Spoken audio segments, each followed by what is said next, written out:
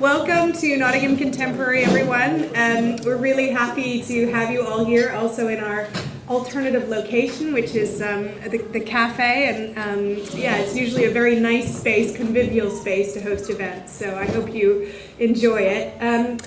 So tonight is the second, well, sort of third event we've done together, isn't it? On questions around workers' control, the involvement of Ken Coates and Nottingham communities in thinking through those questions, and tonight more focused on the archive around Ken Coates that the Bertrand Russell Peace Foundation with Tom Unterrainer have been sort of looking through in the last months. And we're hoping that this event is not the last of these events, because as Tom works his way through the archive, we're quite interested in enabling some public ways of engaging with that archive.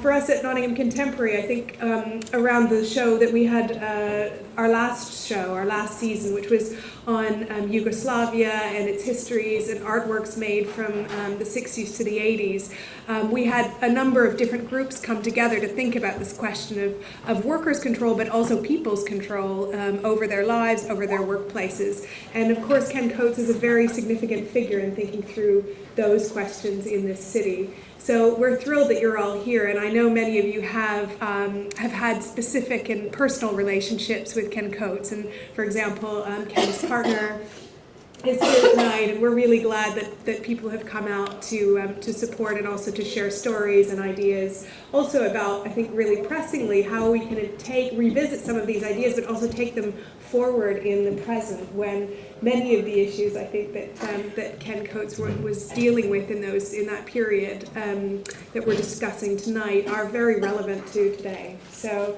I just wanted to say a huge thank you to our partners at Bertrand Russell Peace Foundation and Tony Simpson, who's going to speak tonight, as well as Tom Unterrainer, for working so hard to make this a really amazing series and hopefully moving into the future. I'm supposed to say one little bit of housekeeping. There's this route to the door is our fire exit, so if we can kind of keep it clear, that would be great. I think also the kids are using it as a bit of a runway, so it's useful to keep it open for that reason. And the loos are here, the evening's being recorded. If anybody has an issue with their voice being recorded or their image, just put your hand up when you're speaking and say, please don't record me, and we won't. Okay, thank you so much, and now I'm going to turn over to Tony and Tom.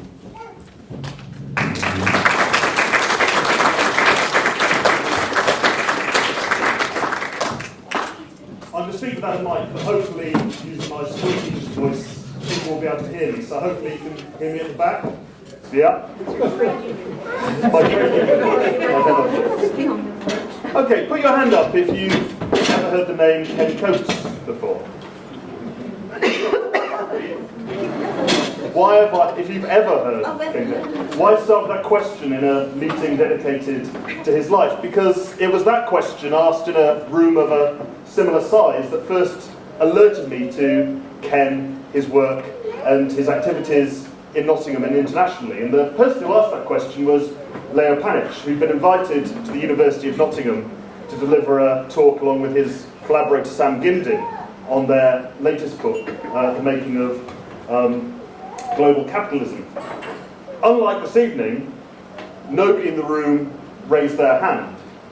I sort of heard of Ken's name, but didn't know enough about him to comment, and was scared that somebody would say, or Leo would say, well, what do you know about him? But immediately after that meeting, and through the power of Google, the journey which has sort of taken me up to this point began. And that journey started with ordering a number of books online, started with discussions with Ross Bradshaw, actually, who runs 5E's Bookshop, who's sat at the back, and kind of the journey really started, I guess, when a book arrived in the post, a Ken Coates book arrived in the post with a handwritten note from Tony saying it would be nice to have a chat at some point. And that is the opening of this story, I guess, and the opening of a whole, very important, I guess, to my whole political outlook journey. So what is it that I've been doing? The work started with a conversation and a suggestion that I might like to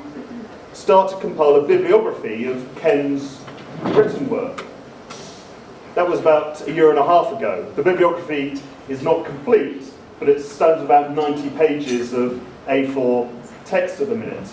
And then on a visit to Ken's home and a visit to Tamara, who's also here, we became aware of the existence of these red boxes, 35 of them in total, which form a large part of the work that I've actually done. And the work has been strange in some instances, because these boxes were Ken's personal political archive that he'd accumulated over a lifetime of very intense political and intellectual activity.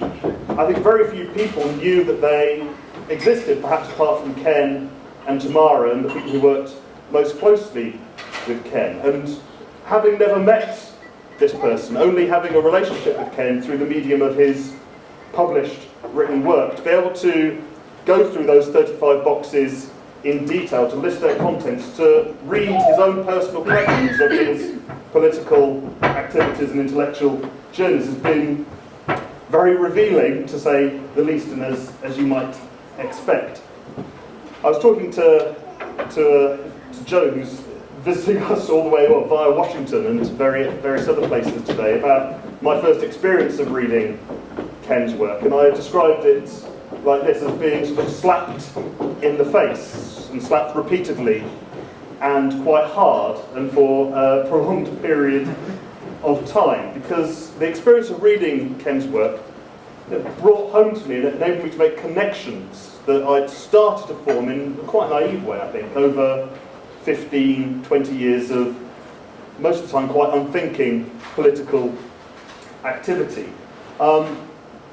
And the other thing that struck me, the hardest slaps in the face were where things leapt out of the page that were written 50, 60 years ago, and it was immediately obvious of the applicability of these ideas, the applicability of these organising strategies to the situation we face today as activists, socialists, or simply as human beings.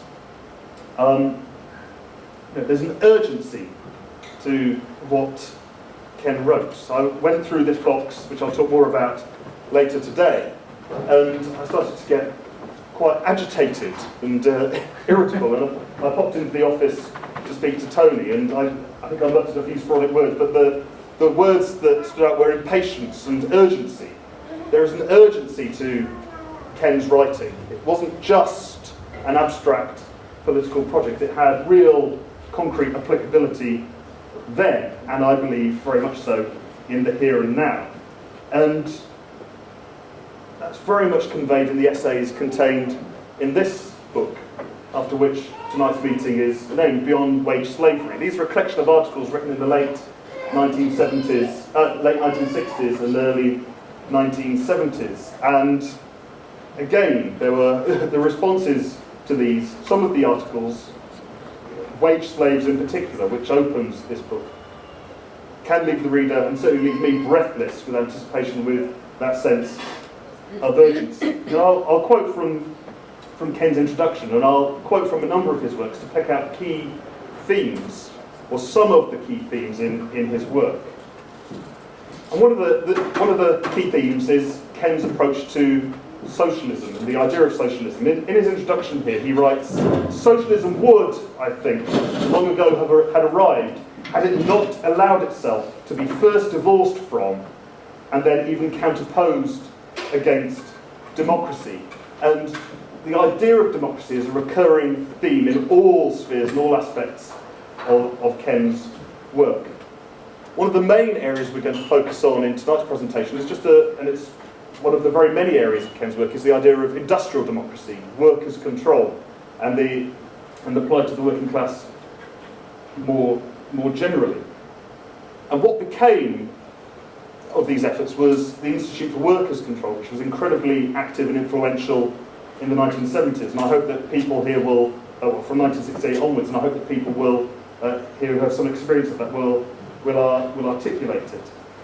But that whole effort started from the revulsion that Ken and others felt to the lack of democracy in their own organisations.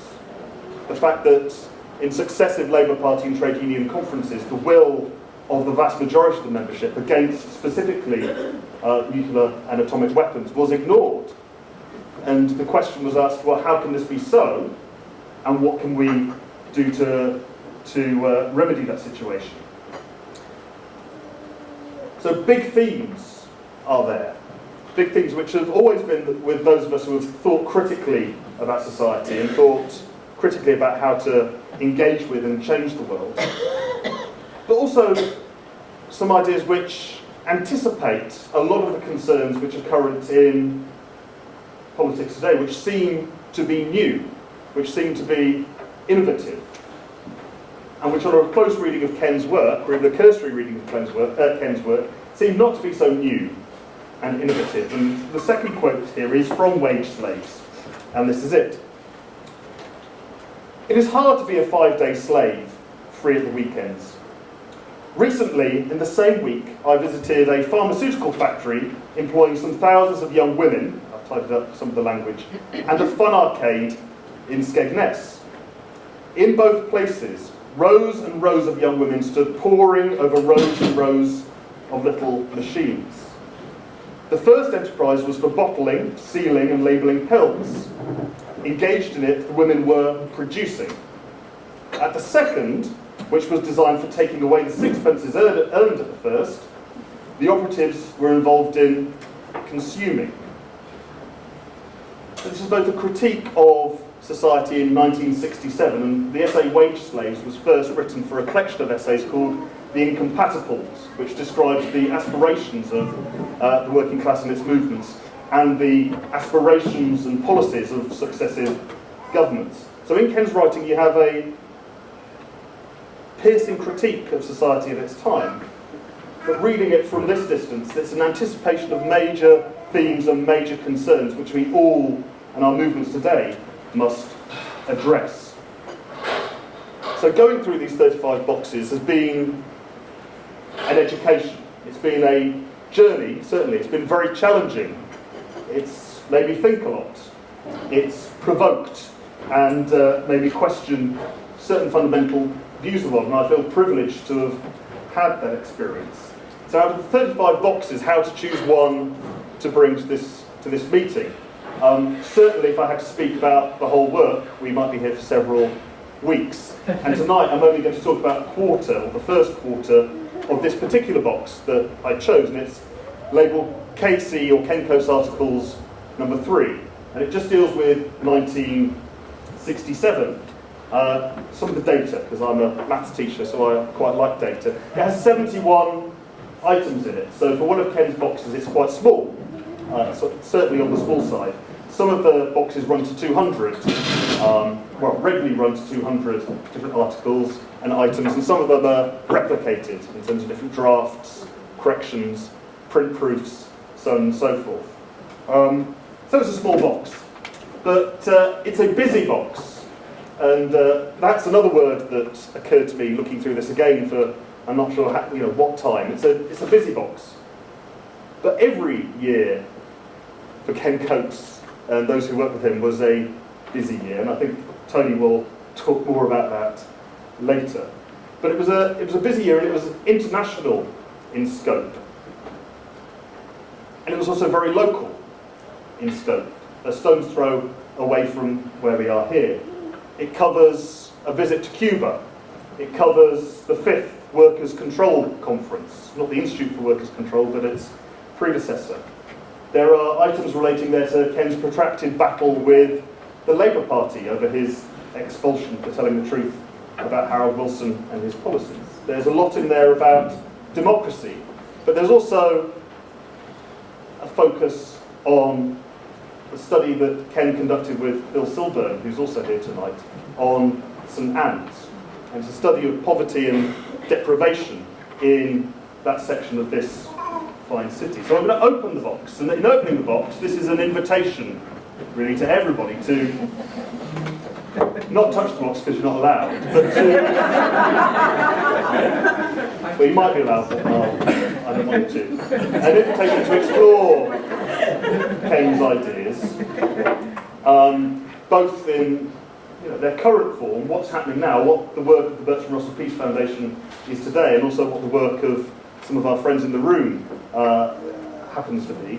But an invitation to open your mind, I guess, to a lifetime of work and a lifetime of effort to make this country and to make this world actually a better place for everybody. And the first item you find in box number 3 from 1967, KC Articles number 3, is this. It's the Nottingham Evening Post and News from September the 25th, 1967, and you can hopefully all see the headline. The headline reads, "Report tells of debt, crowded city home, poverty, this is life in St Anne's," and these are some sections. "Squalid and depressing, this is the life in the St Anne's area of prosperous Nottingham," says a 100-page report on the area by Nottingham University's Adult Education Department, where Ken worked for many years. Later it says, "The report breaks new ground in attempting to probe the attitudes of the poor into the values and the standards upon which they operate. It has been drawn up by lecturers Mr. Richard Silburn and Mr. Kenneth Coates, together with a team of part-time workers, including housewives." The article goes on to include a section titled "Why?" And when I first spoke publicly about Ken, I spoke about his capacity for asking the right questions, and the right questions being very difficult questions to answer. And these are the whys that Ken and Richard and their team of students put forward, or some of them at least. The study asked the questions, why are so many people apparently unable to command a living wage? This is 1967. Why are so many people apparently unable to command a living wage? And they weren't talking about David Cameron's version of it. Why are so few people in this manifestly deprived area members of trade unions? For those of us who are trade unionists in the room, that's still a question we're struggling with today. And they also asked, and have the limits of self-help in this area even begun to be probed?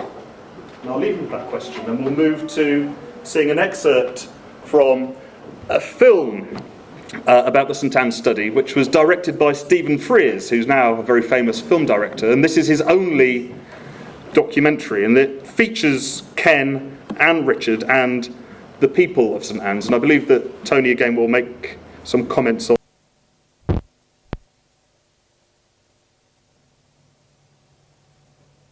St Anne's, Nottingham, a damp winter morning. Peter, Mark and David Marriott,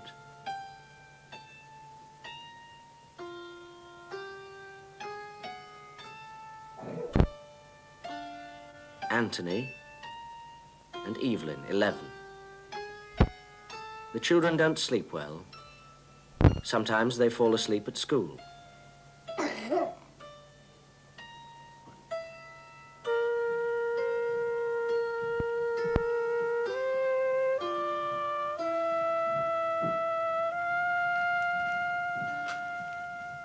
The house was very damp and very cold, because you could have a fire up the chimney back, and the back of the house was freezing. If the house were less damp, the attic might be pressed into service as a third bedroom, but it has a hole in the roof big enough for a man to climb through.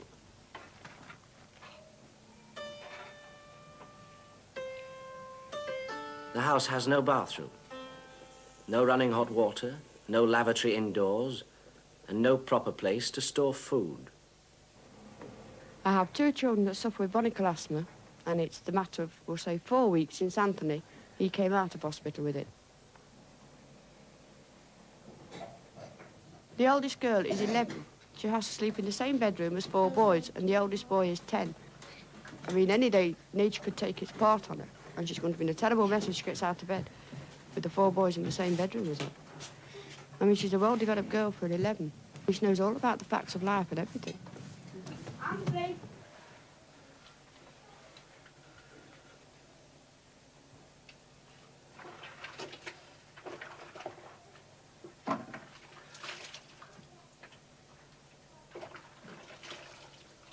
The children's clothes, when you fetch them out of the kitchen, you've got to stand there airing them off before they can even put them on, because they're damp.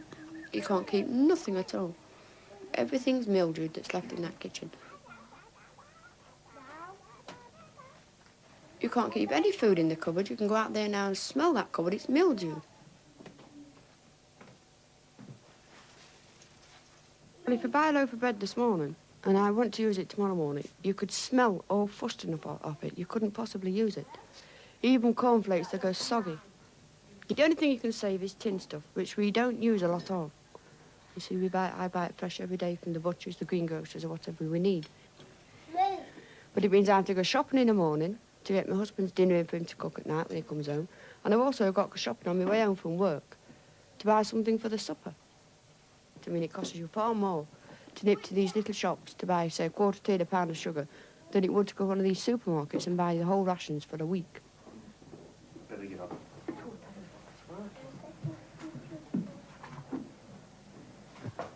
The house is owned by the council.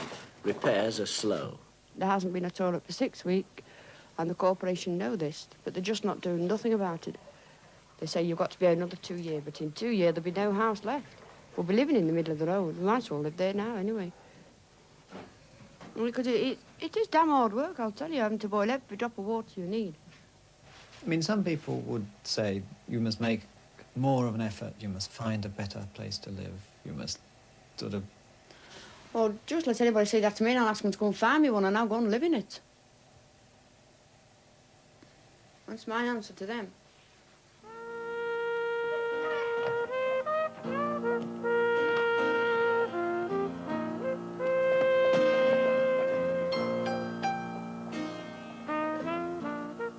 Where would she find it? In St. Anne's there are 10,000 houses, all small, all old, decaying together. 30,000 people live here in half a square mile, 5 minutes from the centre of Nottingham. It is 3 times as crowded as the rest of the city.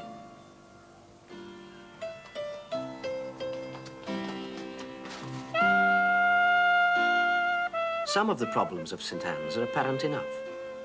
But people are not starving, not in rags, not sleeping in the open. It's difficult to realise to what extent many people are deprived of things everyone else takes for granted. The surface is unrevealing.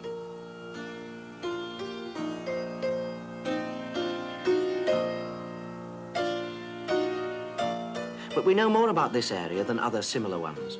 Researchers from the University of Nottingham have studied it closely. Poverty isn't a thing that you're either in or not in. Districts like this, constantly verging on poverty.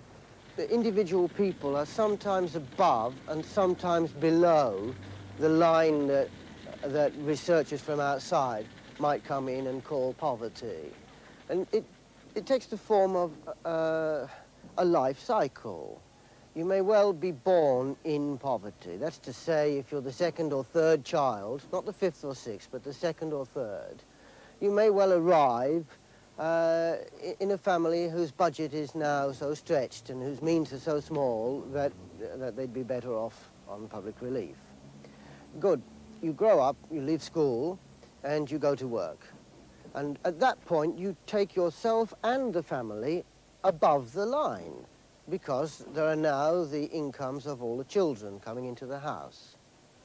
And then you get married, and after you've had your first or second child, you find yourself dipping again below the line, where you stay for a generation, a school generation, until your children take you out above the line again, until you go back down for good when you retire and become a pensioner.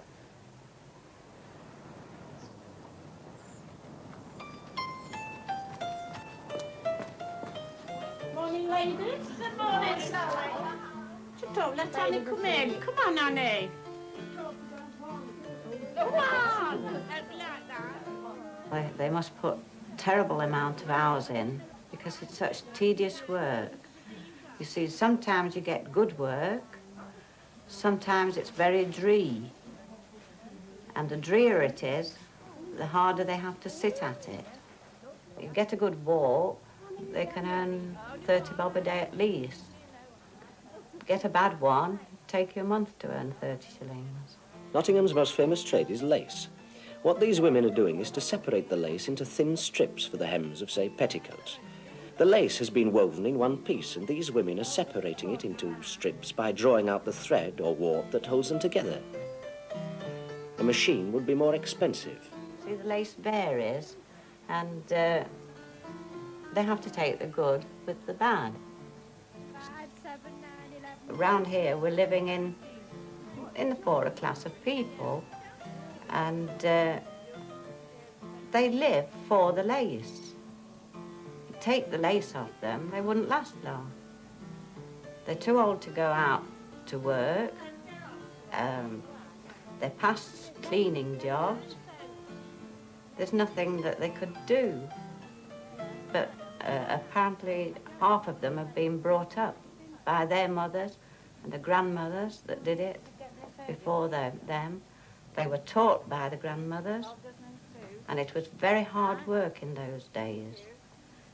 If you took the work off them, it would be just like taking the right hand off.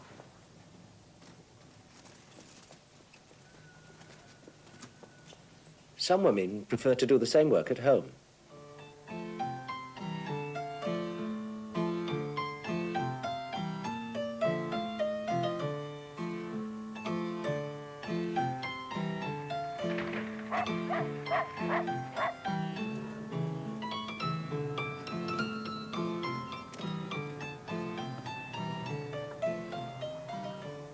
It isn't only pensioners who need this work.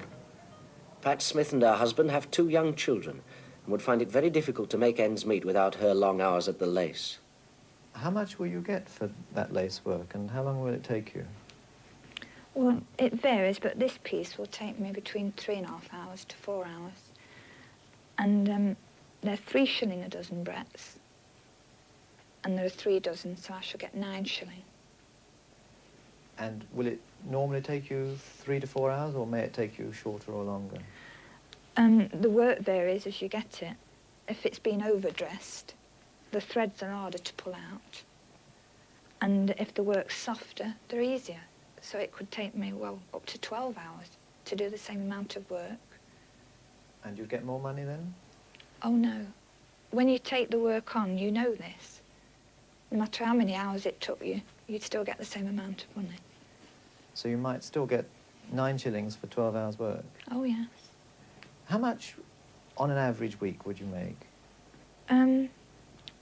Well, at the most, I'd make about £3 to £4.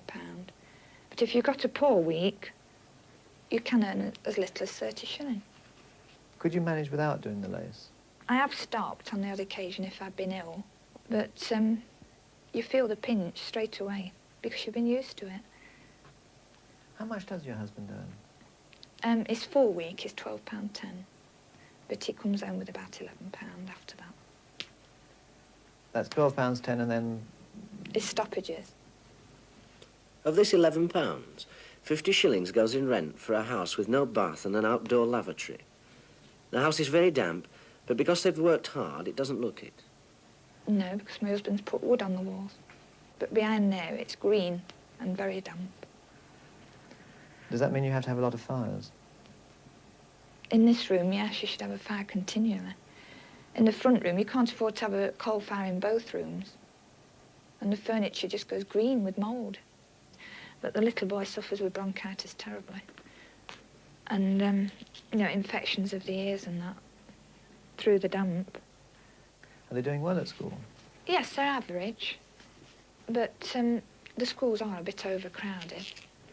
Did they stay to school dinner? No, I'm afraid there's not room for them. They can't cope with the amount of meals. There's no way to sit the children.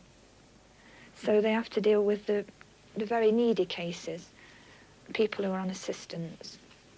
And I've got quite a few children in the family. Well, they have to see to those first. So if yours had, some other child might have to go without, I suppose. Well, they would. They'd be deprived, whereas I could give them a meal if they came home. Do you think, on the whole, you're better or worse off than most of the people around? Well, I don't know. In some cases where people are on relief or assistance, they're drawing more than my husband is going to work, which is annoying. But my husband would sooner take a job for £10 a week than go on the assistance or the dole. Do you think it's fairly widespread round here that people just can't live on the wage that the man brings home? Well, there's a lot of cases, yes. A surprisingly large section of the poor are not casualties of the welfare state, of the kind everybody expects to find among the poor, by which I mean the old people who are on their own, or the deserted mothers, or the sick. Those categories people expect to find among the poor. The thing that shocked us when we collected our statistics was the very large proportion of poor people who are working a full week, often in very onerous, arduous jobs, and who earn for a full week's work less than they would be able to draw if they drew public relief. And a very large proportion indeed of the poor people in this area live in families where the breadwinner is working against odds in this sort of way. In many trades, the basic rate is nowhere near a living wage.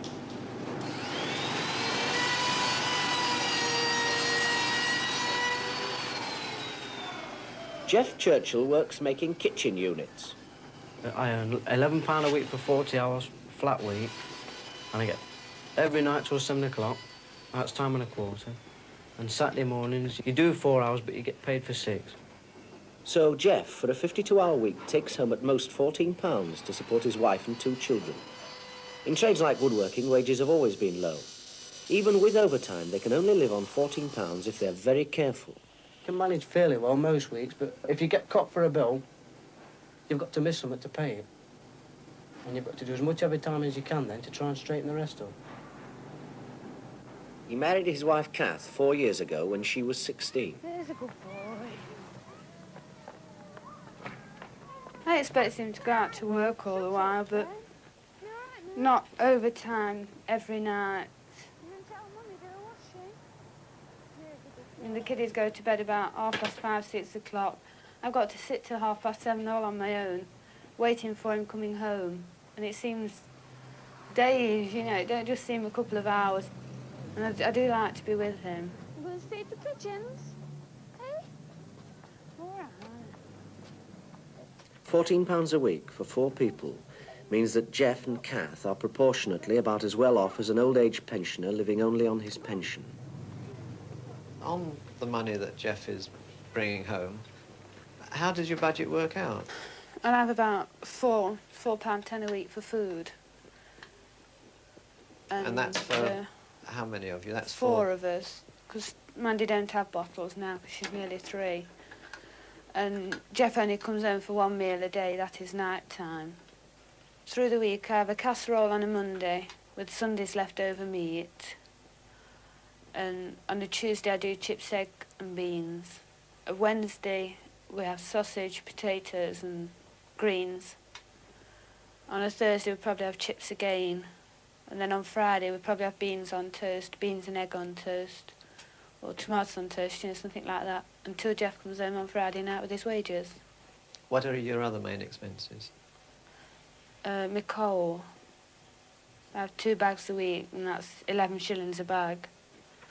And sometimes if I run out, I have to buy a pre-packed. Well, that's 3 and 6 for a small bag. Well, if I fetch 2 of those, that's 7 shillings gone. And I'm more or less every week run out of coal, so I have to go and fetch 1 or 2. And there's my light and my gas. My gas does because I'm always boiling to wash. I was boiling the water on the gas. What about clothes? Well, I do have a few things new, but a lot of things my sister passes down to me, because she always has expensive clothes, and she wears them probably 6 or 7 times, and then passes them on to me. What about the things you're wearing now? My jumper cost £1 and £6. My mother bought it me from a second-hand shop. Well, from a lady who sold second-hand clothes.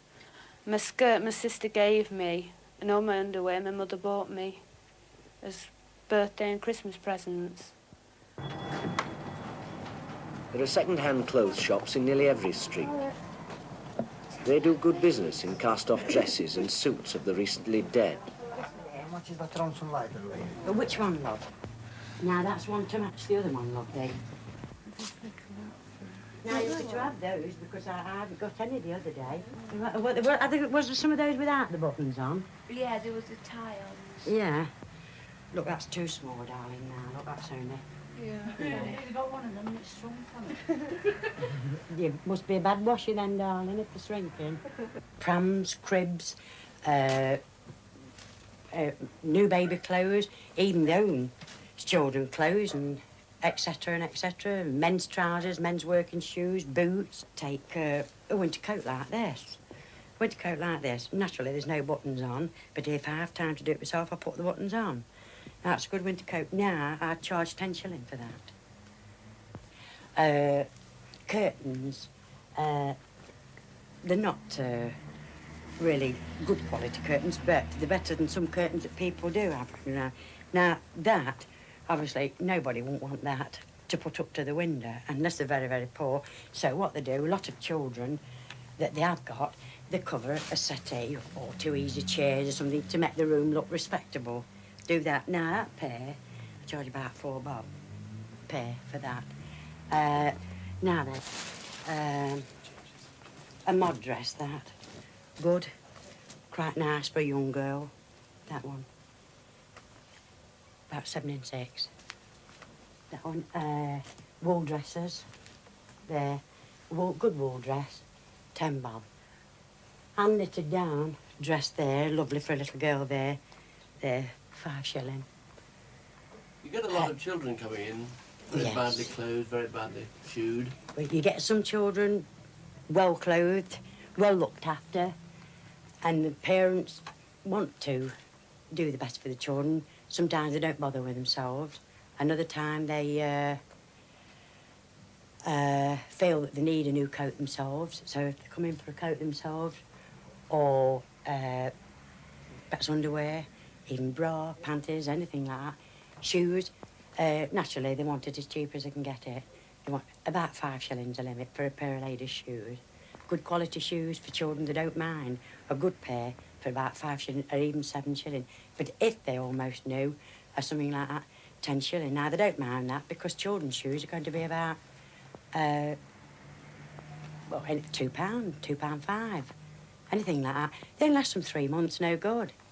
So obviously they come here to see if they can get a pair for about £5, 4 or £5.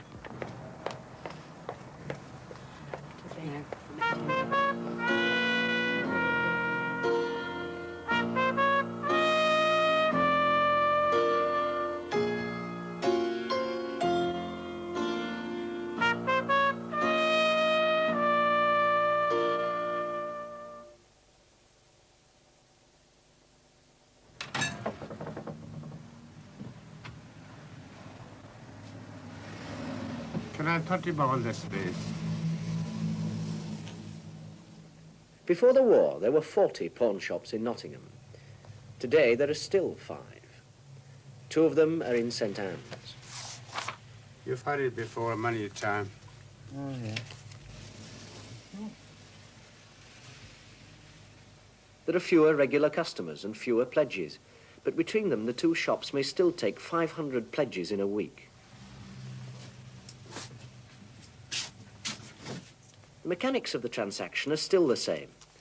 28 and 10 received, 30 shillings to be repaid in a month. But the pledges themselves have changed. Nowadays, I mean, it's mostly watches, jewellery, and gents' good quality suits. In the old days, I mean, it hardly used to be the old man's shirt to the old woman's shimmy. We used to have a queue outside at 8 o'clock on a Monday morning. And when you arrived at the shop, there'd probably be about 20 people or so waiting for you to open. Poverty in the 60s is a difficult thing to talk about and a difficult thing to express very clearly because you must understand that we're talking about something different from poverty 100 years ago, or we're talking something quite different from poverty in, say, India or Africa today. That poverty does not express itself in children running around barefoot or people starving to death. What we mean by poverty is the share that you have of the sort of goods and commodities which everybody else takes for granted. That if you live in a society where, as a matter of course, people have leather shoes on their feet, but your children have plastic shoes on their feet, then those children are relatively deprived, they're relatively poor. If you live in a street where everybody has a television set, a new television set, and you have either no television set or an old television set or an inefficient television set, then you are relatively poor. It's changed from now as compared with before the war, and poverty today is different from what poverty will be in 10 or 15 years' time. So when we talk about people being poor, this must be clearly understood what we are saying, that here we are dealing with people who, in a relatively rich society, get the dirty end of the stick. These are the people at the bottom of the pile. These are the withouts in our society.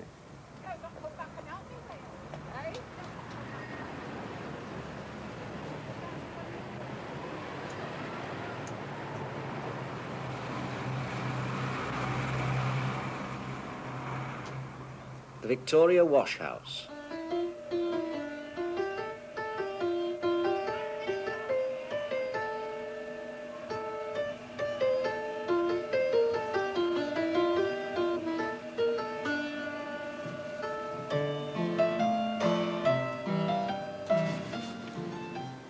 I can remember when it used to be open on a Saturday morning. I used to have to go and save a place for my mother in the queue.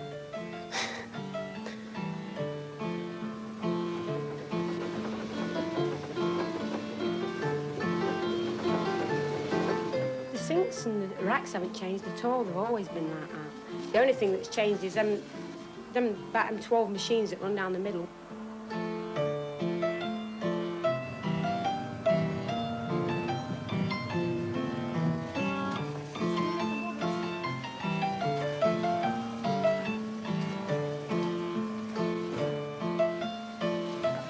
It's handy for me.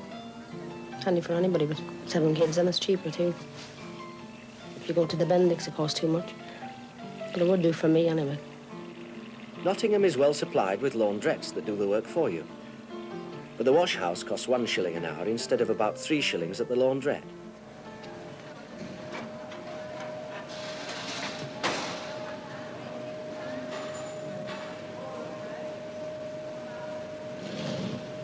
I like to wash my own, rub them, punch them, put them in the boil, leave them cold till it's ready to boil, and then when I've done all my other washing, he said, fetch my whites out, and that's how I'll go on. Of course, the younger women prefer to go to the laundrette when they can afford it. And of course, for the older ones, the wash house has become part of their way of life.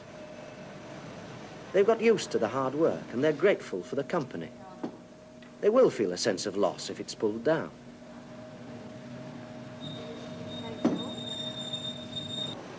Then we have a cup of tea about just after 4.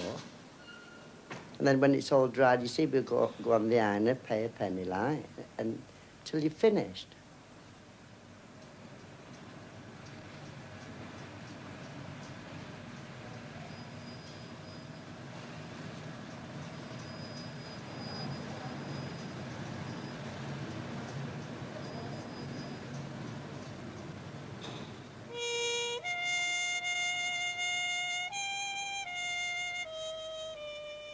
Of the 30,000 people who live in St Anne's, about 8... In the box relates again to that film, and you only saw a portion of the film there. And the whole thing is available online, but the next item in the box relates to the film. Even though the journal title is Adult Education, what Ken and Bill then had to contend with after the publication of the report were a variety of reactions, and perhaps Bill could talk about those reactions in more detail later. Some of them were very positive and responded enthusiastically to the contents of the report. Other responses were less enthusiastic, and other policy formations and responses from their report, and the report was taken seriously. the policy that was generated from an interest in what was happening in St Anne's wasn't always on the right track.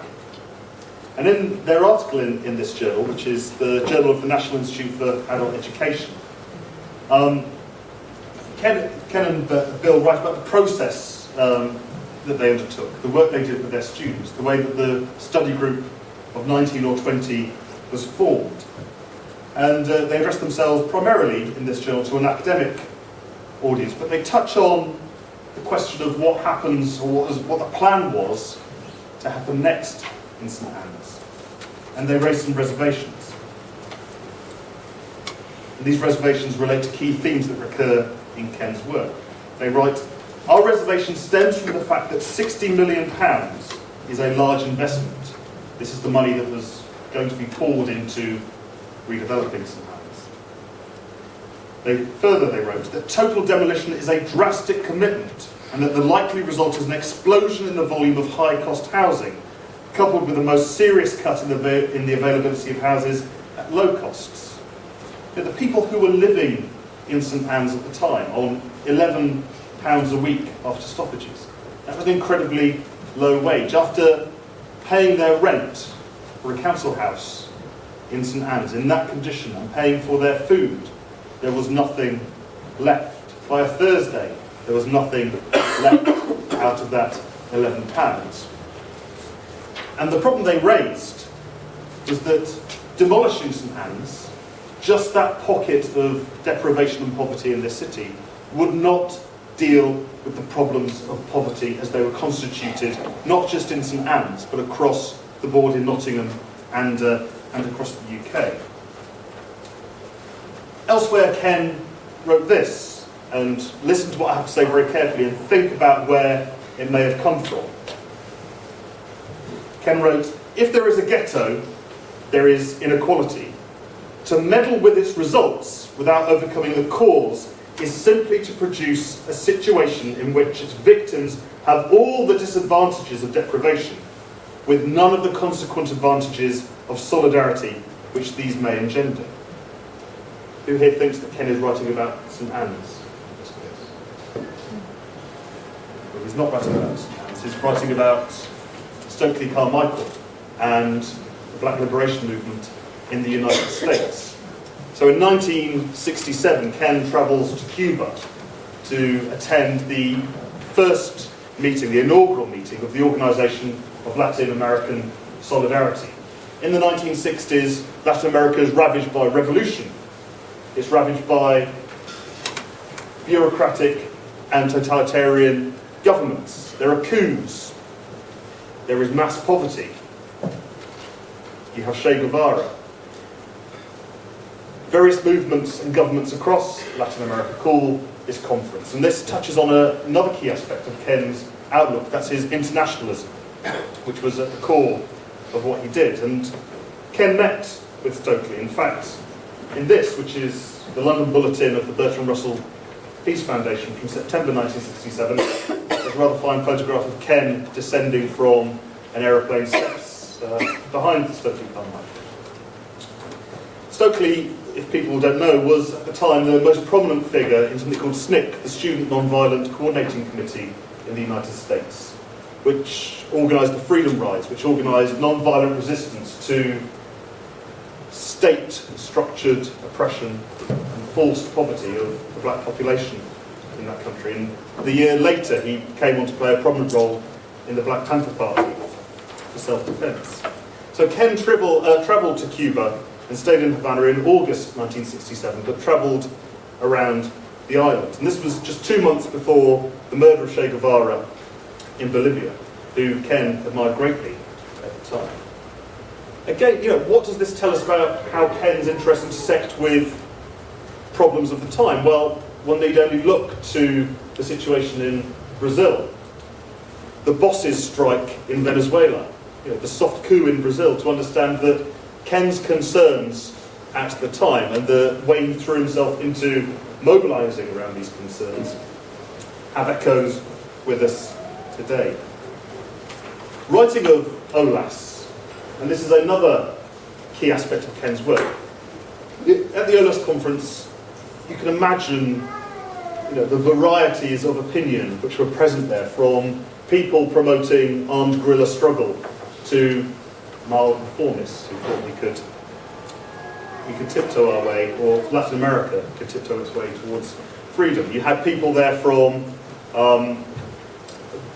Bolivia. You also had people there from Chile, and this was before the ascendancy of Allende to the presidency of Chile, before the fascist overthrow by Pinochet. And Ken writes this of the attendees at OLAS. He has lots to say, and hopefully at some point what he has to say will find its way into the public domain. He wrote, "There were people whose opinions made my hair stand on end. There were people for whom I wanted to make myself hoarse with cheering. The good, the bad and the good. All of those were contained in one movement. All of them were oriented in one direction." So Ken's approach to politics, whatever the disagreements, whatever the issues, he firmly believed in uniting those of us who wanted to make change for the better, who wanted a fundamental change in society. He didn't suffer political fools, but neither did he accept that as a barrier to united work. And that speaks of the process that happened in the Institute for Workers' Control, or at least the workers' control movements Ken was part of generating. And we have this pamphlet in Casey Articles, box number 3. Participation or Control, written with Ken's longtime collaborator Tony Topham, and published by something calling itself the Bertrand Russell Centre for Social Research. And this is pamphlet number 1, also from 1967. And for those of you who know anything about American politics, you might be interested to know that the editor of this series was David Horowitz, who is now something very different in American politics. And that is not on our side at all.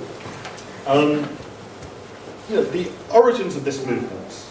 People may have heard of the Institute for Workers' Control, but for 5 years before the foundation of the Council of the Institute for Workers' Control and the firm foundations that were built for that organisation, which played a key role, and let me emphasise this, a key role in industrial and trade union events in the 1970s, and also in Labour Party politics. The origins lied in efforts at self-organisation amongst thinkers, amongst rank-and-file trade unionists, and amongst people from the Labour Party.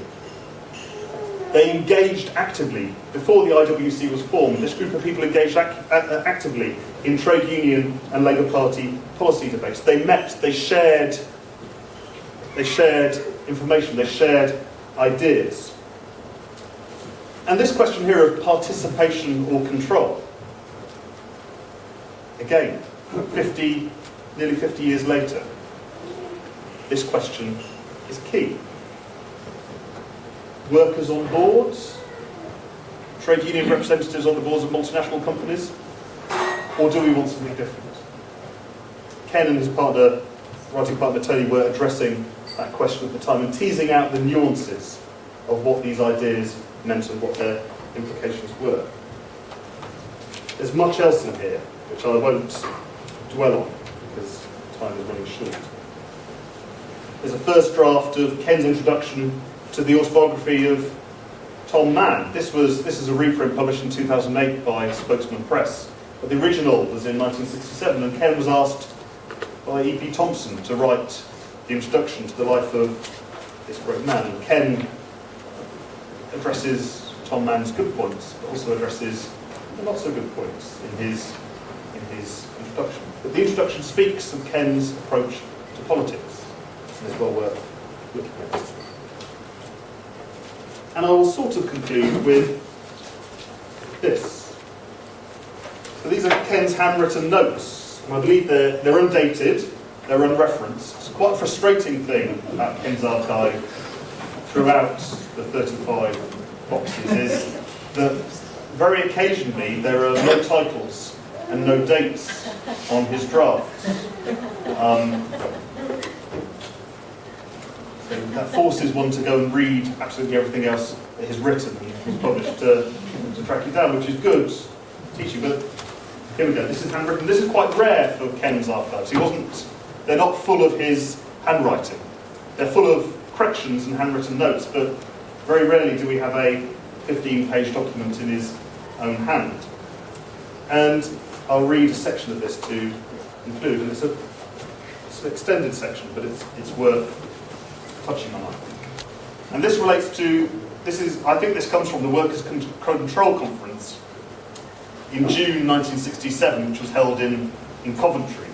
So this is 4 years into the project, and there was a project. They knew what they were up to, and they knew what they were doing. They didn't know if it would come to anything, but they knew that the ideas were important and could have an effect. And again, we should address the effects in the discussion. Ken writes this: "Comrades, there can be no doubt that this has been both a wide-ranging and probing discussion. The width of its range surpasses even me. I do not think that this platform has ever before been accused of plagiarising its ideas from Kropotkin. Don't misunderstand me.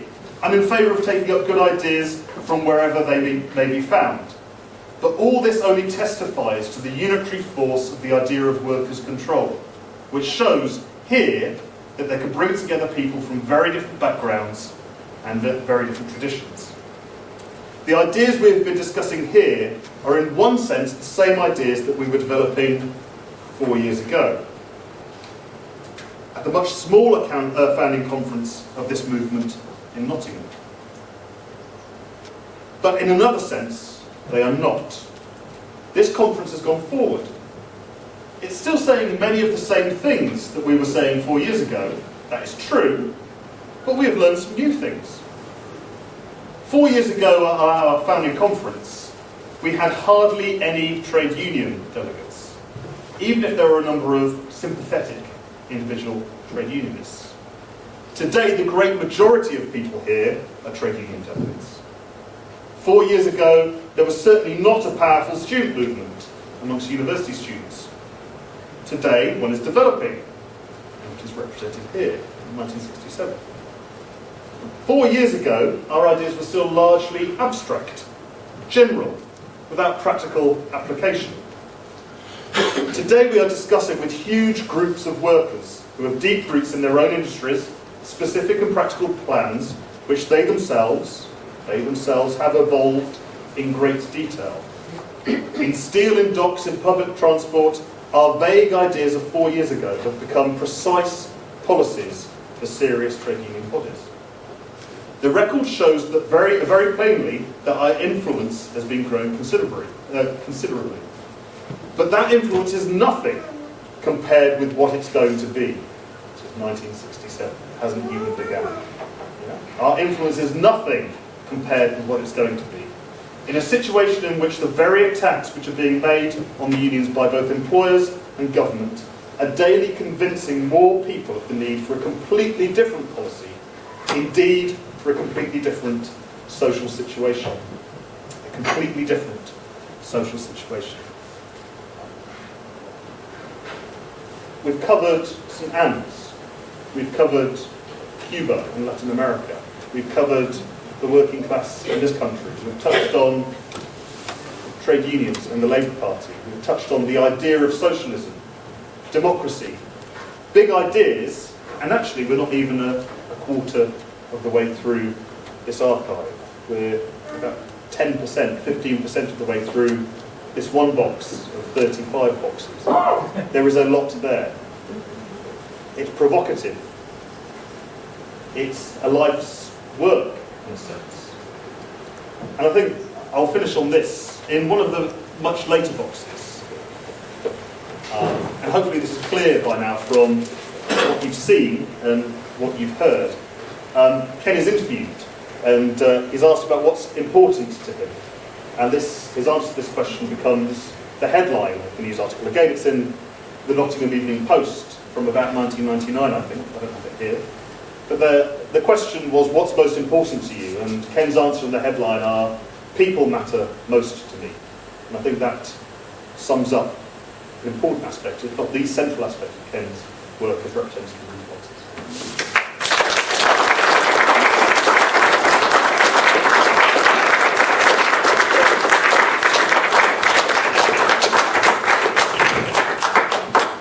Over to Tony Simpson, who worked with Ken, very closely with Ken, from 1980 for 30 years. And will hopefully light on some other aspects of Ken's work and his political legacy. So, welcome, Tony. Thank you, Tom. Is that microphone working?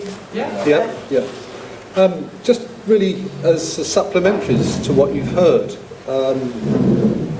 we used to get orders for very obscure titles like the Social Democrats, Those Who Left and Those Who Stayed, and How to Win, and various other books that Ken had edited or written, and they were from one Tom Unterrainer, a name once heard and never forgotten. So Ross Bradshaw happened to mention to me that Tom wanted to read everything that Ken had written. Well, now he's got the chance.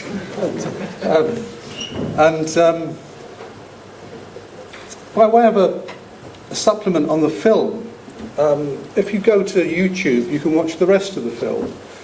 And there's a very lively discussion in the comments underneath the film, including one from David. David is one of the 5 children in the beds at the beginning of the film.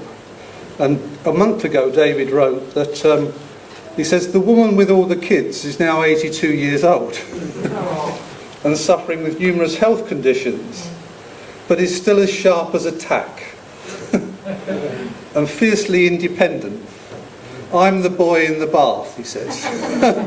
We didn't see the bath because that comes later in the film.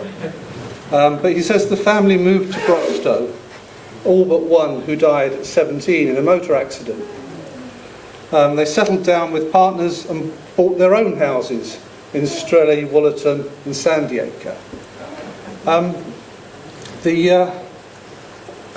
hope that the Nottingham Contemporary will revisit St Anne's and the film, and also the survey. There was a sequence that the survey began in October 1966, so it's 50 years ago this year, and it was conducted by 19 students, I think, and Bill Silburn and Ken Coates from the WA premises in Shakespeare Street. And they went to St Anne's because it was within walking distance, among other things. That gave rise to the publication of their report in '68, which was published by the University of Nottingham, the Department of Adult Education. That was called Poverty, Deprivation and Morale. I think the morale is very important in a Nottingham community. St Anne's. There are copies around the corner for a £5. Then in '69, Stephen Frears' film. I think Ken said to me once that this film was made with love, and I think you can see that actually. Stephen was the son of a GP in the Meadows and spent a lot of time in Nottingham as a young man, and he once said that he thought Nottingham was the most friendly place in the world. He said that quite recently, actually, in 2007, when he came back for an earlier revisit on this film. Now you can see the adverts for his latest movie, Florence, which has just been released. I mean, he is an extremely successful film director. This was his only documentary, and it was beautifully made. In addition to excellent cinematography, there was, I think the script is particularly interesting. I don't know. I sense that there was some input from Coates and Silburn on the script, but it really does work. And then there's the music as well, which is also instantly memorable. The film was prompted by the findings of the original report, as I understand it. And then in 1970, after the film, came the blockbuster bestseller Poverty, the Forgotten Englishman, which was a Penguin special, and which went through the hands of many sociology students at all sorts of levels, from school to university. Perhaps still does in some places, I wouldn't be surprised. So clearly people were very busy on the Nottingham front, but at the same time Ken's life was changing in other ways. He'd a couple of years earlier been approached by Bertrand Russell. I think probably he was rather pleased to be approached by Bertrand Russell. But this was, he says, in 64, 65, around that time, Russell invited him to join the Bertrand Russell Peace Foundation, which was already active. There's an interesting book by Ernie Tate. Well, he's from the north of Ireland, but he now lives in Canada. I can't remember the title. Ross told me earlier, but I can't remember it. Revolutionary Activism, yeah. And Tate records the history as he sees it of those turbulent years in the foundation and how they'd come to Nottingham, he and Ralph Sherman, to try and recruit Ken to the Russell Foundation. And initially Ken said no, as I understand. I mean, he was a bit sceptical. In particular, he says he looked at the letterhead and there was Haile Selassie, and well, he was campaigning to get prisoners out of the jails in Ethiopia who were being tortured by Haile Selassie. So he was reluctant to join such an organisation instantly. But Russell was persistent. Interestingly, the next year, 65. Ken was expelled from the Labour Party. Harold Wilson had overheard him. He overheard Harold Wilson. Ken overheard Harold Wilson complaining that this man, Ken Coates, has attacked me on a variety of issues, including on Vietnam. And Wilson, I don't know how, but Ken was expelled. The story is in the archive somewhere. But Russell noticed this and went back to Ken a second time and said, why don't you come and join the foundation?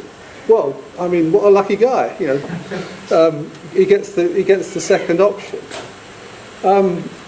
Ken's political formation was already well advanced by the time he came to join the Russell Foundation. He joined the Young Communist League at the age of 12. I think he was still in Worthing at that time, and I believe he went to school in Arundel, where he was elected MP for the school in Arundel when they had a mock election in the school at the end of the end of the Second World War. Ken was in the toilet, and the chair of governors came in, Sir somebody or other, or Lord somebody or other, and he asked Ken, how was it you got elected? And he said, oh, we're all communist here. And in due course he came to the Midlands to be a miner for the reasons to avoid fighting in Malaysia and other things. So that encounter with Russell that took place in 64 or 65, I think gave Ken a new platform, no question. His internationalism was already advanced. And one of the reasons Russell approached him was because The Week was truly The Week, which was a weekly journal publicised by, or edited by Ken from Greenfield Street in Dunkirk, was profoundly internationalist in approach. And Russell initially had wanted Ken to edit a journal for him when the first invitation to work came. So it's clear that Ken soon gained Russell's confidence, and I'm particularly interested in that period because at one time Ken said to me, you don't know your own history, and he was talking about the history of the Russell Foundation, and I was a bit bothered by that comment. I'd worked there 25 years, and what hadn't I noticed? So actually beginning to explore these archives tells a very it's poignant, I think, but also interesting and also politically relevant story. In November 1966, Russell launched the International Tribunal on War Crimes in Vietnam. This was a big circus which actually ran through two public sessions in Sweden and in Denmark during 1967. De Gaulle had banned the tribunal from France, saying that to put the United States on trial for war crimes would actually not foster good relations between France and the United States. And so Prime Minister Erlander in Sweden rather courageously gave permission for the first session to take place in Stockholm. And there's a very nice film of that, which we also might consider showing at some point, a short film, I think by Stefan Lamb, which gives you some sense of the occasion. Ken was in Cuba, I think, when the Stockholm session took place, so he didn't attend. But he had to help mop up some of the difficulties afterwards, because there were fierce arguments. Not least, Ralph Sherman managed to upset Sartre and a number of the other participants, Gabriel Kolko and people. Stokely Carmichael was actually named as one of the jury members of the tribunal, although I don't think he attended the sessions. James Baldwin was also named as a jury member. I don't think Baldwin attended either, but they were represented, I believe.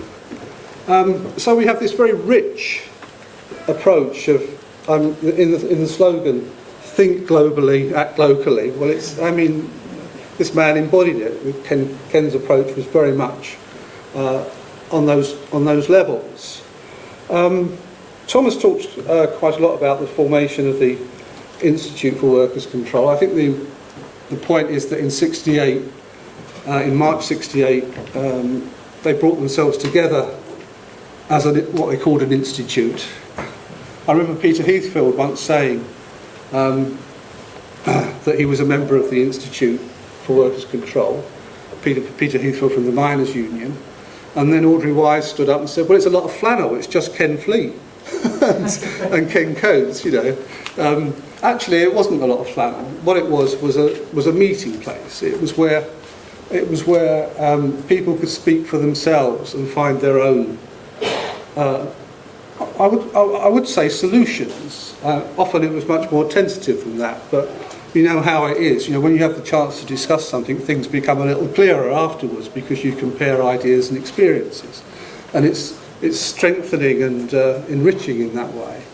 One example comes to mind, which is to do with 1973, which was a very successful miners' strike. You might remember the lights went out, and actually the miners won a very handsome settlement in that dispute. And Ken remarked one time how actually we knew more about where the coal stocks were than Heath did, Ted Heath, the Prime Minister at the time. I mean, that was because the people who were moving them, or not moving them, provided regular reports. And audacity was actually one of his hallmarks. The IWC Bulletin continued to publish through the miners' strike because it was a newspaper, and so it wasn't subject to the 3-day week.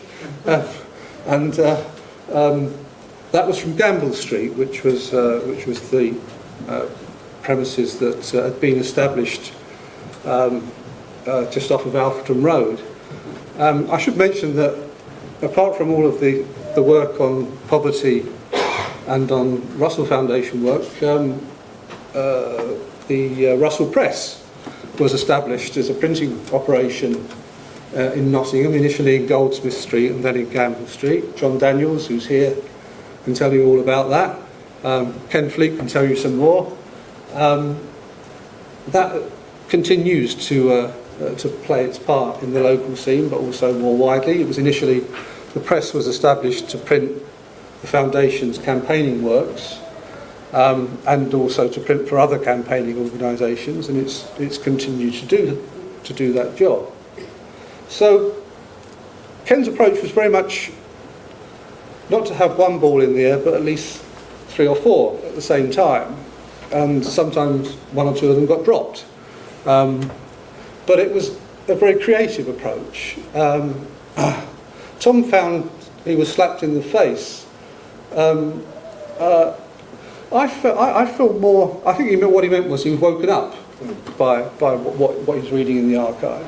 My experience of Ken, and Tom asked me to say a few words because I worked with him for a long time, was that you always knew what direction you should be going in.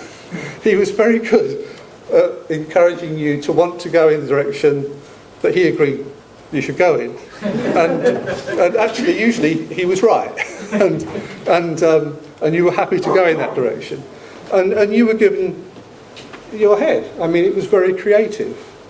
You know, Russell used to write about creative impulses versus possessive impulses, and how the creative ones are the ones that release the energy, whereas the possessive ones ultimately give rise to war. Well, Ken was very good on the creative impulses, and I would encourage more such impulses in present times.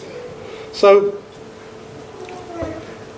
just to wind up, and then we'll perhaps go into just what people have themselves got to say, because a lot of people have been through Ken's hands at different times in the adult education classes and things of that ilk. I think Ken would be extremely encouraged by the election of Jeremy Corbyn as leader of the Labour Party. The seeds for that were sown in the 70s. The Rushcliffe Amendment at Labour Party conference, Ken was Secretary of Rushcliffe Constituency Labour Party, was the start of the process where the election of the leader of the Labour Party was through the Electoral College and the wider membership, rather than just the Parliamentary Labour Party. We wouldn't have Jeremy Corbyn if it was the Parliamentary Labour Party. We got Neil Kinnock in 1983. He was the first one to be elected under that system.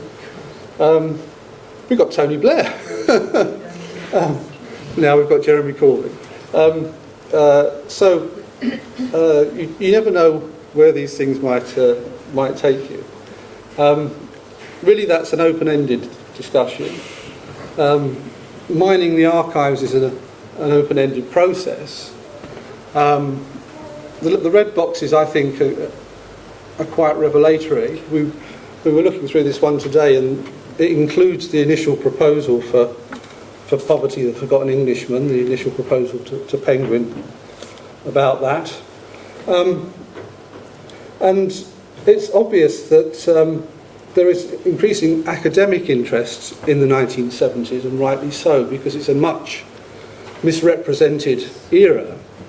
But there's also political interest, how to translate the lessons of that period into what we do now. And I'll just conclude, as we've had a few words from Ken. This is what he wrote just a couple of days before he died in 2010. This is 25th of June. He said, I've always believed that true socialism will be made by the people themselves, the real beneficiaries. That was the achievement of the Institute for Workers' Control, because it encouraged people to work out their own ideas about what might constitute democracy in industry. That's the point. We do it for ourselves. Thank you very much.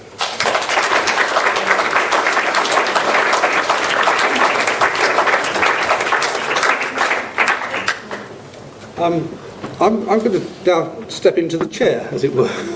And because Tom is the person that's been doing the detailed work on the archives, he's going to, I hope, bat on those sorts of questions. But any comments, any questions, any observations? You're most welcome. Who would like to be the first?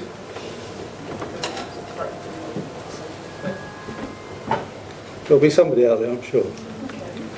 I've been through the hands of Ken Coates. I went to live in his attic, 1960-something. Yeah. And immediately became a Labour Party member, delegate from Socialist Education, organisation I didn't know anything about, etc., etc. I typed up loads of stuff that he and Tony Topham wrote, which I found very boring, I have to say.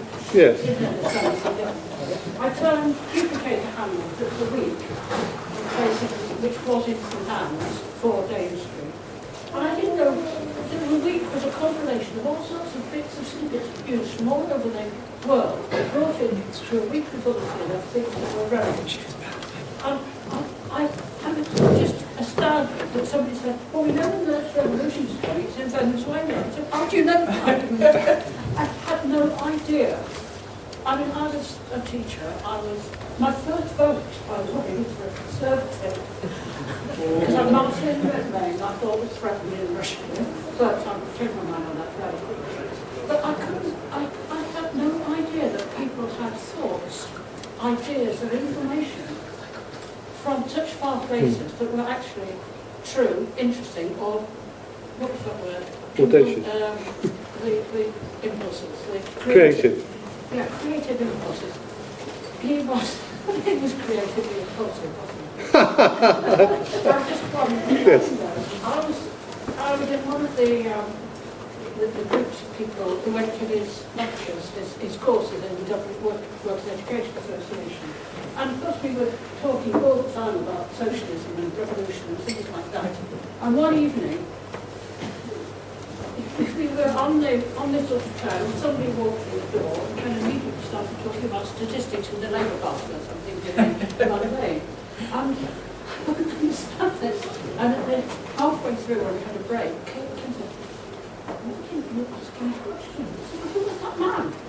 Well, because he was an inspector. Because we weren't following the curriculum. So there.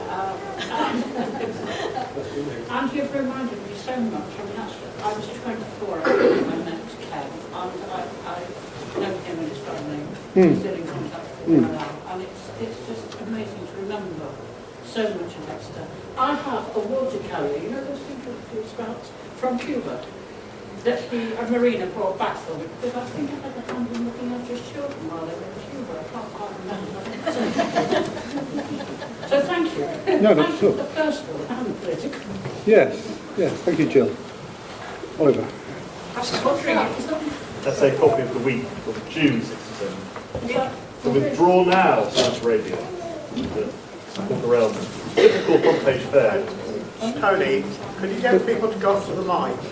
Because that sounded interesting, but I could only hear it from Mark. Yeah, we haven't got a roving mic. Andres? Or stand up or something. Yeah. Yes, thanks a lot for the very interesting presentations. One question to you, Tom. You stressed the applicability of Ken Coates' ideas to today's situation.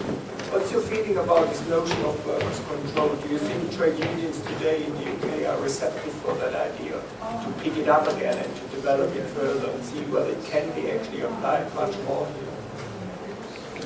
here? One more at this stage? Anybody else? No? Okay. Do you want to respond to that, Tom? Right.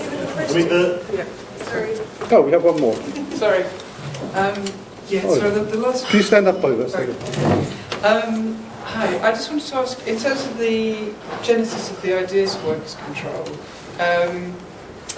how much did that owe to kind of left communism, Pannekoek and I suppose you might add Kropotkin and those sorts of ideas. Was it sort of like a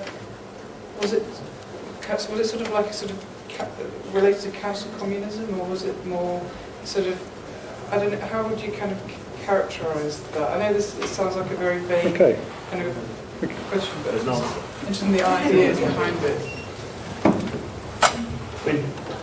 From time to time I might grab other bits that I remember are in the box in reference to what people have to say, but this is a copy of the week. It went through various different forms, sometimes typed and then hand-cranked, copied and stapled. And I bet, how many thousands of hours did you spend dipping pens? The whole load was returned by the post office one week because there were staples in them, and they were kind of like dangerous weapons or something. Well, it certainly was a dangerous weapon, and probably in a different respect, but it's Jill, isn't it? I mean, the international scope of the week is there to see from issue number 1, and there were translations of articles from news sources around the world, and I just imagine Ken's postbox. I mean, I mean, the number of journals from around the world that must have arrived and somehow got translated and reproduced and spread. And I think, the very first issue of the week talks about the yawning gap between the levels of activism that people are engaged in and actually the quite arduous day-to-day drudgery of running a political or trade union organisation. Would have been immense. This was before email. I mean, I can't imagine running the branch of the National Union of Teachers in Nottingham without email, Facebook, and a website. I mean, I wouldn't be here now. I'd be stuffing envelopes and that sort of thing. But this was a labour of, intense political commitment. They saw that it needed to be done. There were lots of other political journals. There were lots of other ideas out there, but the Ken and the people he had around him were committed to making sure that this sort of information got out there on a regular basis. In terms of the applicability of the ideas of workers' control to the here and now, are there glimmers of it? There are certainly glimmers of interest. The interest is out there. It is very real. People are raising the issue. Joe, who's here with us, recently published an article, was it titled "Bring Back the IWC?" where the sources that Joe refers to are incredibly detailed, and it is all there. It's a compelling case.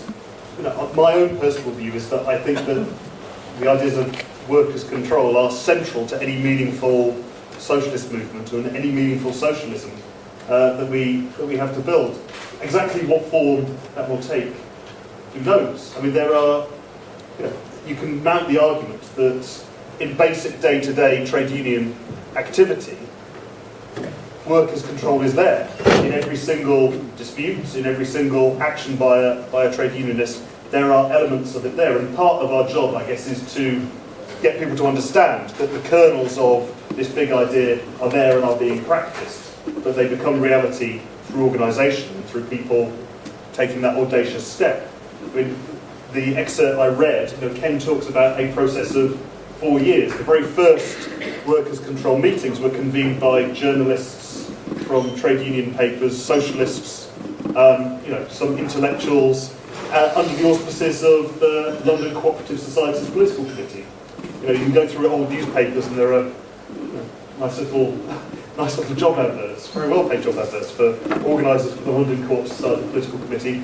Whatever happened to that organisation? So it's a process, and the process needs to be begun somewhere, and perhaps from these sorts of discussions it will take shape.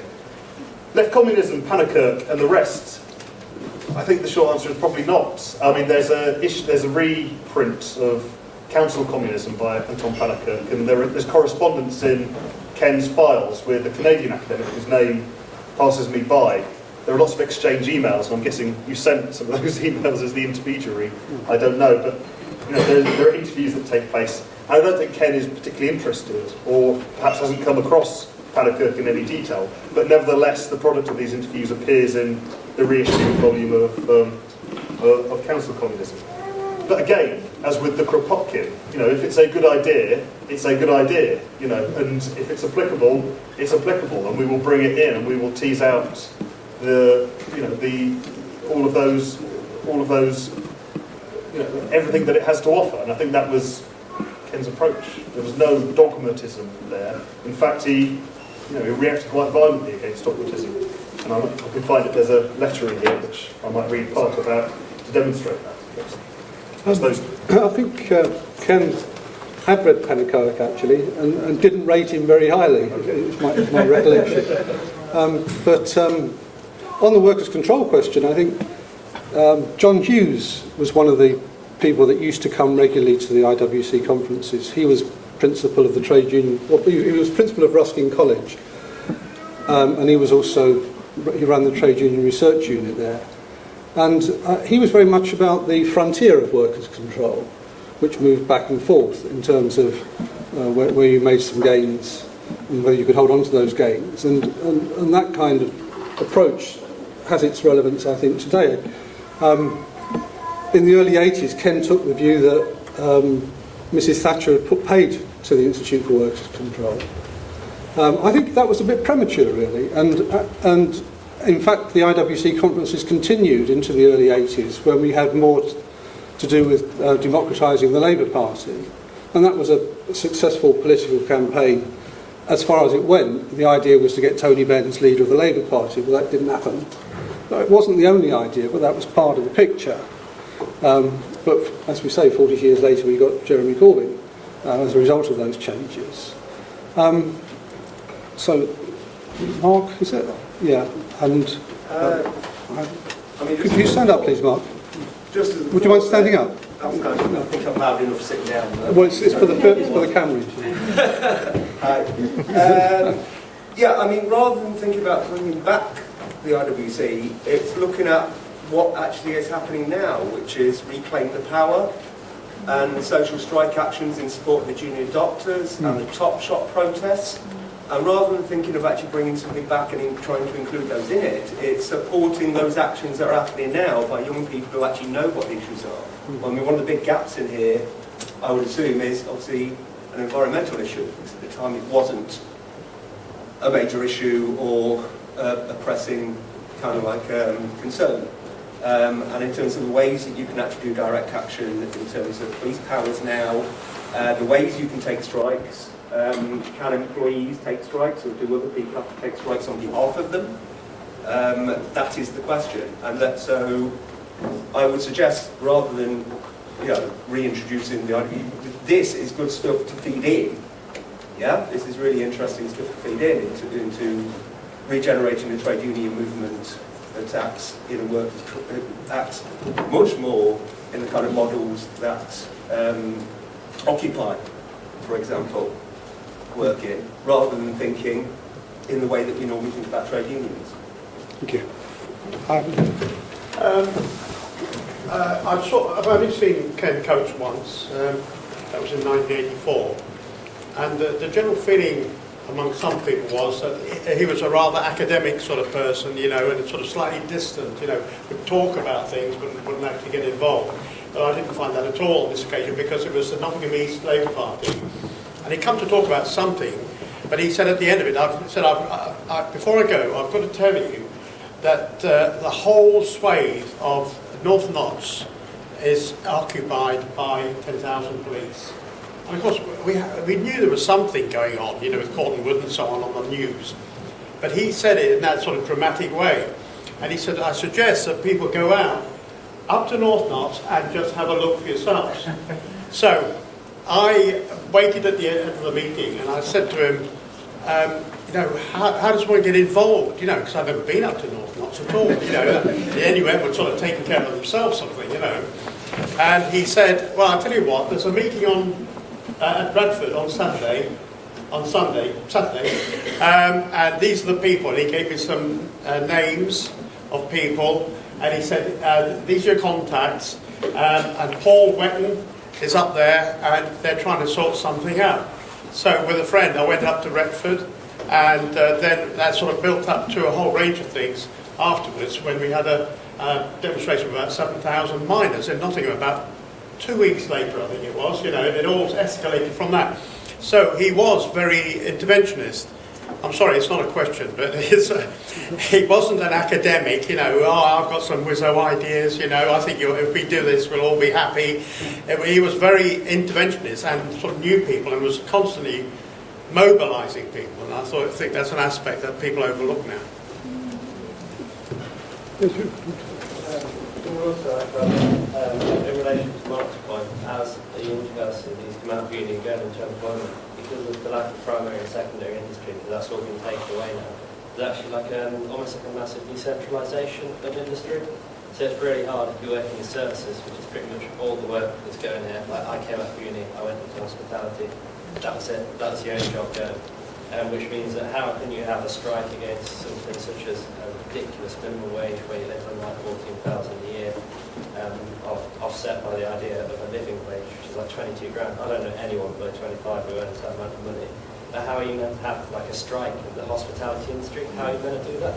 It almost seems like stuff like political or kind of movements like that centralised around an area, which is like everybody works, say, in coal mining, which is what my granddad did. And you've got that central income, which is the basis for kind of they're from Barnsley, so that's everybody in Barnsley works in coal mining. So if people strike in Barnsley and the government and the council around Barnsley, they're down the chute, but they can't do anything. But if you had, I don't know, 2,000 under 30s walking out of bar jobs in Wetherspoons in Nottingham, they would just be laughing stock. It's like, oh, we can't serve you beer. Like, what are you going to achieve? So I'd like to question the application of the idea of workers' unions and stuff like that in what is now just a very decentralised kind of career system that I'm going into, which is far more service orientated rather than kind of primary and secondary industry orientated.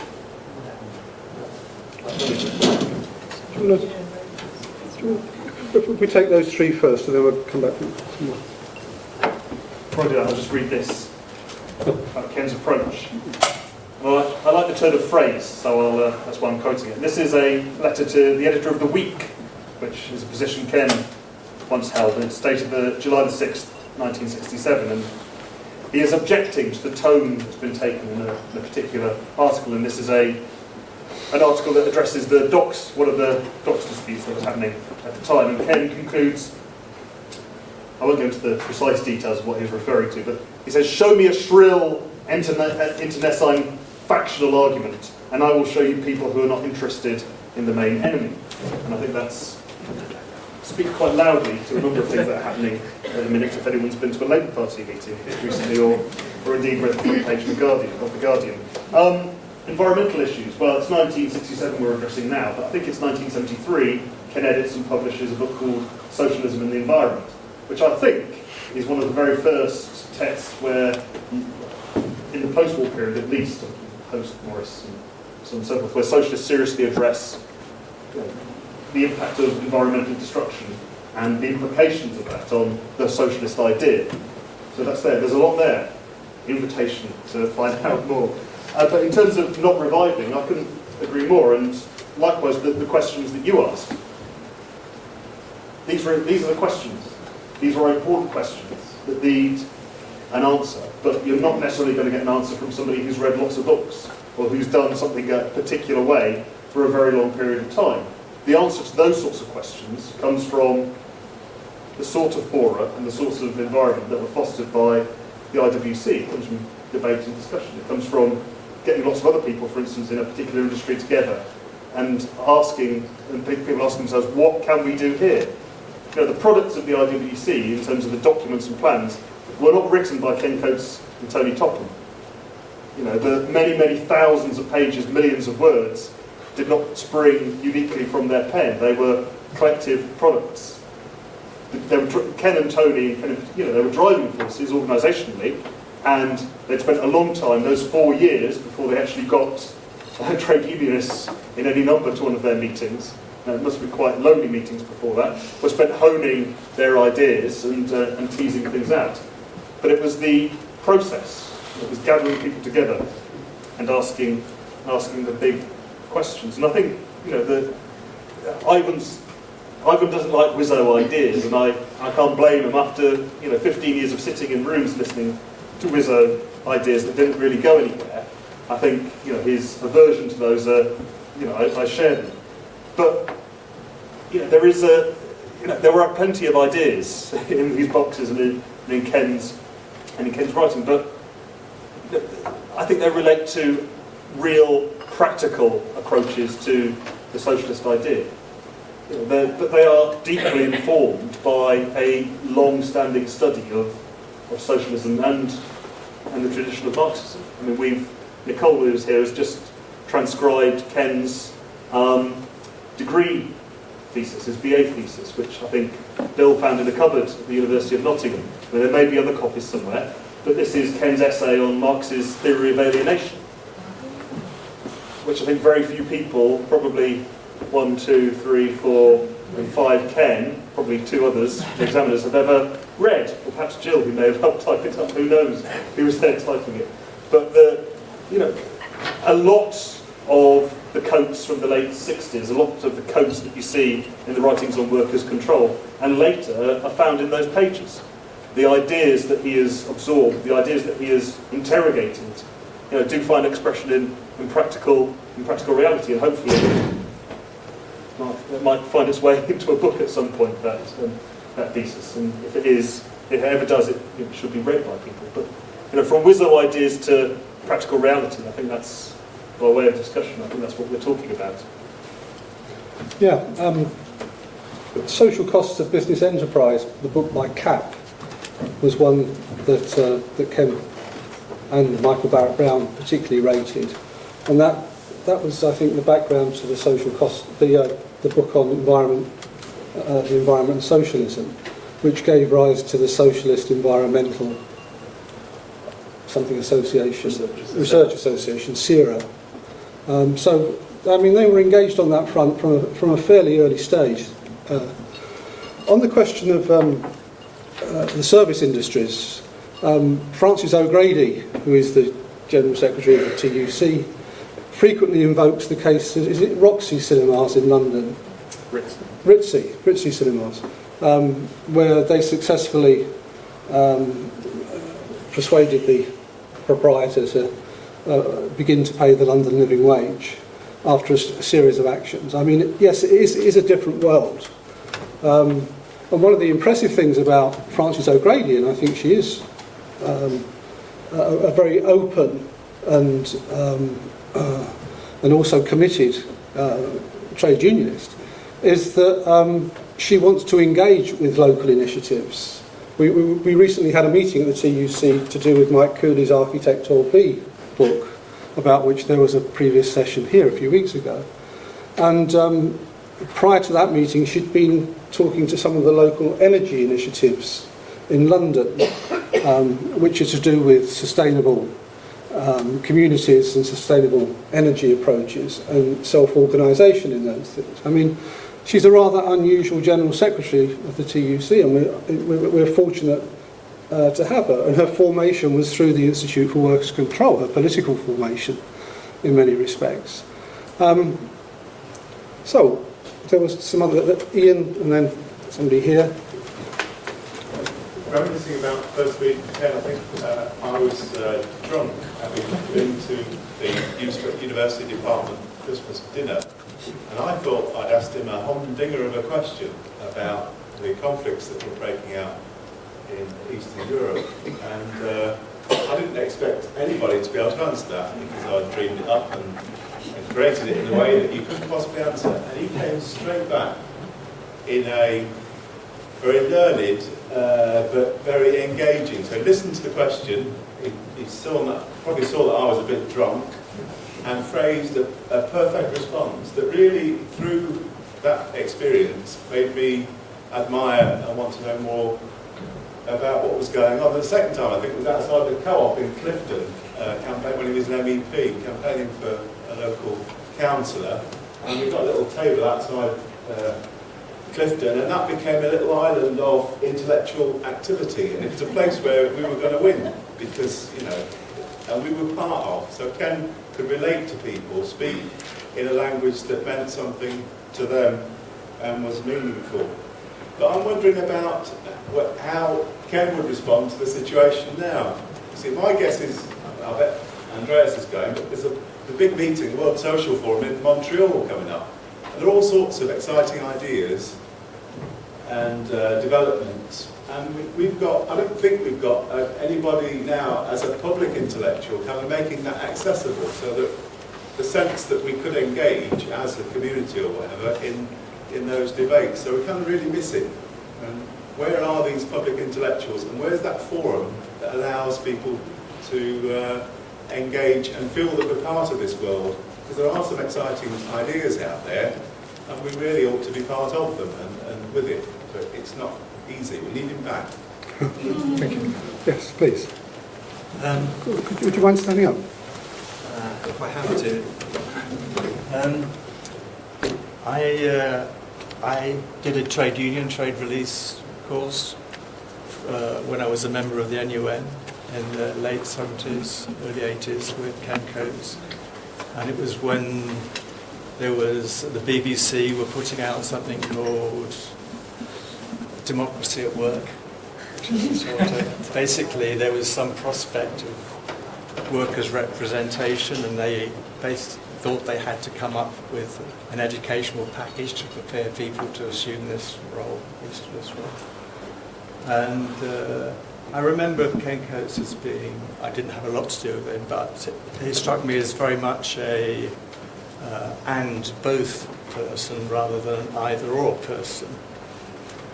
But on the other hand, there seemed to be something a bit incoherent about some of his attachments. Principally, there was what seemed to me at the time a kind of screaming inconsistency between his attachment to the revolutionary tradition of syndicalism and industrial unionism, which basically proposes that you take day-to-day interest in the running of your workplace in preparation for the day in which all workplaces are taken over by all employees. So that's one tradition on one hand, and on the other hand, the kind of social democratic labour tradition. And it seems to me that what the Institute of Workers' Control representative at the time was really a way of keeping below the radar of the Cold War. If you look at the imagery and language of the Institute of Workers' Control, it was trying to talk about radical things without being branded as hardline Trotskyites or communists, maintaining some kind of toehold of influence in the unions or the Labour Party. And it seemed worth attempting. But to me, that was the framework for Ken Coates' political project. And in terms of what's relevance is now, well, that's a question about what the relevance of work is now. Yeah. So if you go back to his dissertation on Marxist theories of alienation, well, part of that might still be relevant. Another part of it is solved by the problem that you can get rid of alienating jobs with a robot. And that we also maybe have to leave behind our roots in socialism in the international workers' movement as we move into an age without work, and as we move into an age where we don't identify ourselves as workers. Okay, thank you. John Daniels.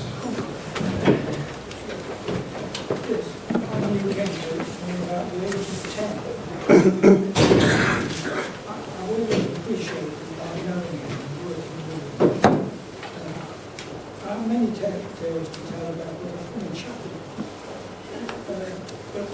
But one example was a sick clock, must be around 10, sitting watching television news with my mother.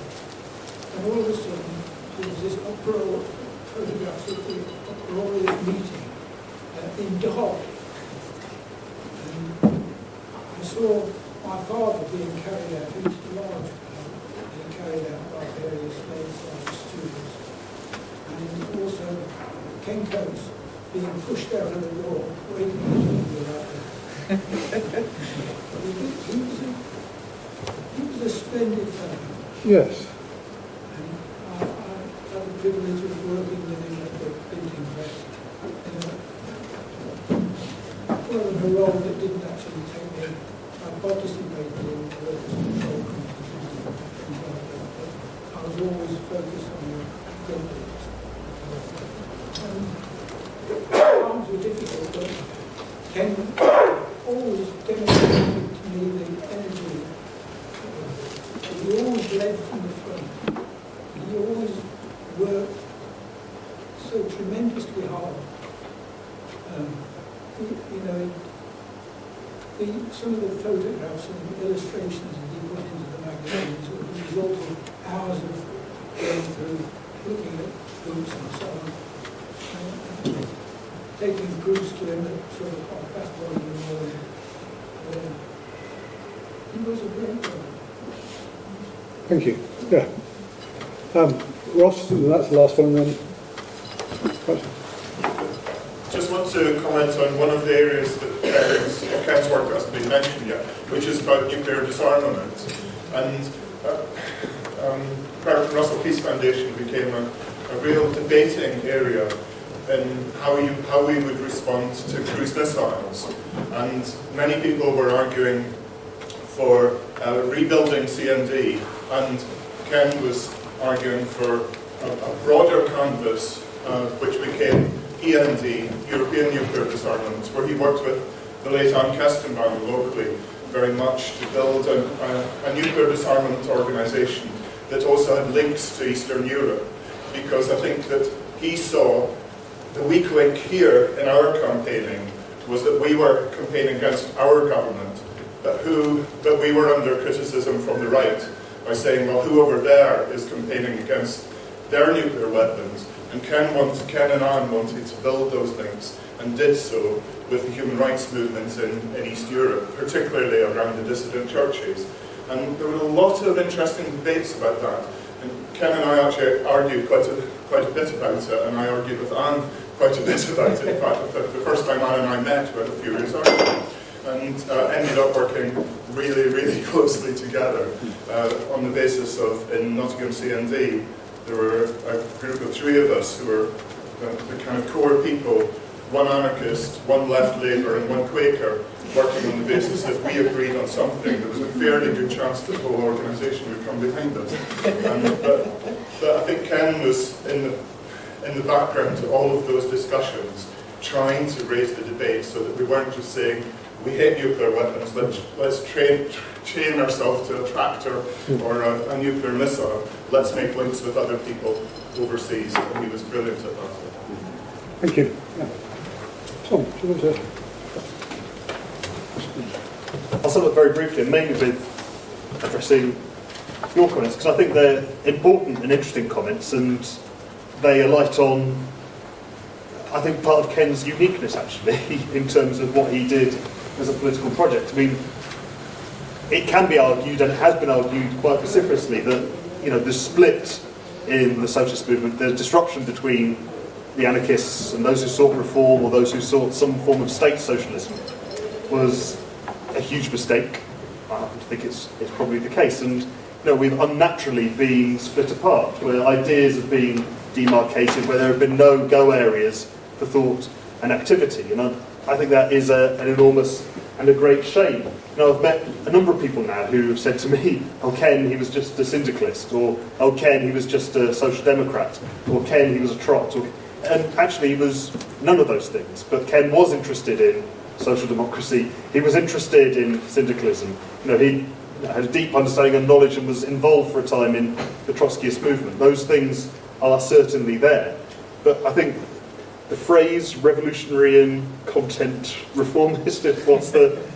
moderate inform, revolutionary in content. Moderate inform, revolutionary in content.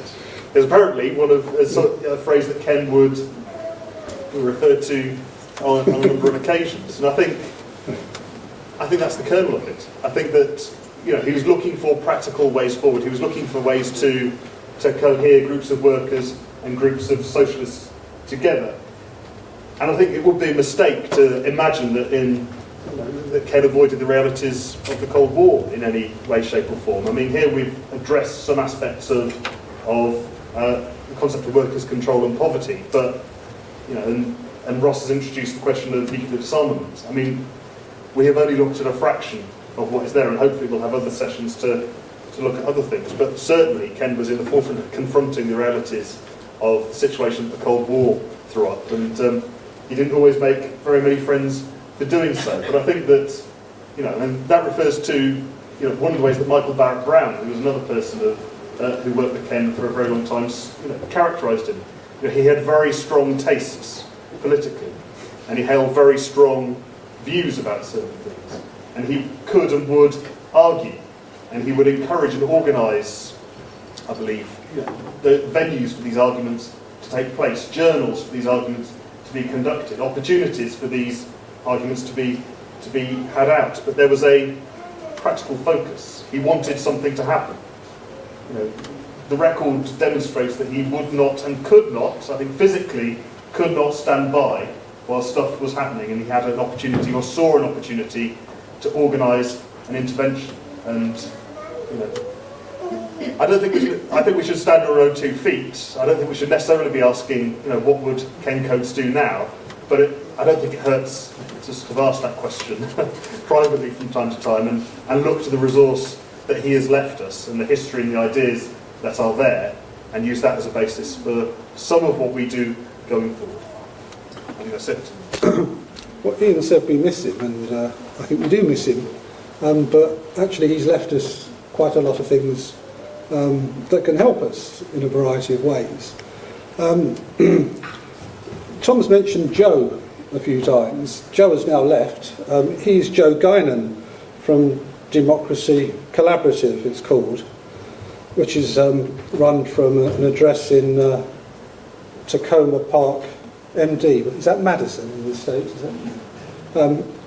Well, I recommend Maryland. I recommend his paper, Bring Back the IWC, which has been part of our discussion. But it shows you what you can do if you look into the materials. It was published in the journal Renewal, which is a journal of social democracy. So, all the time there are these crossovers. I mean, it's interesting what you say about the coal industry. Ken was very clear that had there been workers' control in the coal industry, that actually they would never have got away with closing the pits in the way that they did. And he went into that in some great detail. There's one. We ought to be finishing now, but is there something you really want to? Yeah, I think we want to. Good. Can you stand up, please?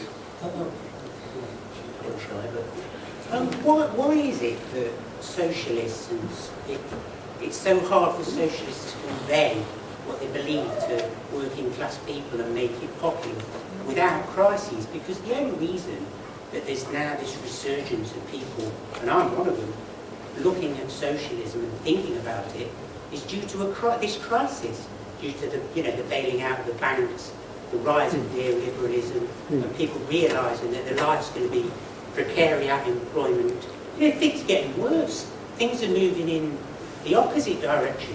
Yeah. I can't understand with all this talk, all this intellectualising, why our society seems to be inexplicably moving in the opposite direction. Or why does it take crises to wake people up? Why can't people put the cogent arguments to people, convince people, and especially working class people? Okay. Because you get working class people, supporting UKIP and things like that, when they should be supporting socialist movements, because it's so patently, obviously good for them to do so. And the last question, can socialism work in a globalised world when companies can just shift jobs willy-nilly? Because if you get socialism in one country, can't they just shift everything to another country?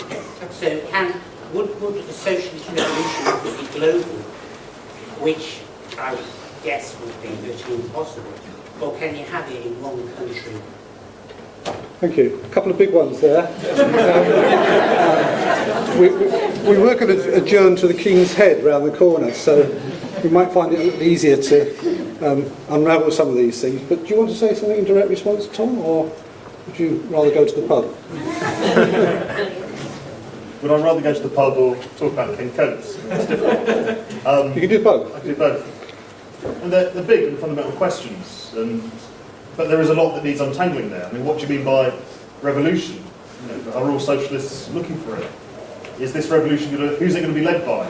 These are all big questions which I don't think are easily addressed. And actually, I don't think anybody has the answer to. I mean, I think for too long, we have had socialism embodied in and defined in all sorts of ways that I would not accept, and and this is not accept them after experiencing them for some time. I'm talking about small self-appointed organisations or small big-mouthed individuals, saying they have the last word on socialist doctrine. I think that has been one of the problems with socialism and the socialist idea. And actually, I think we ought to try something new.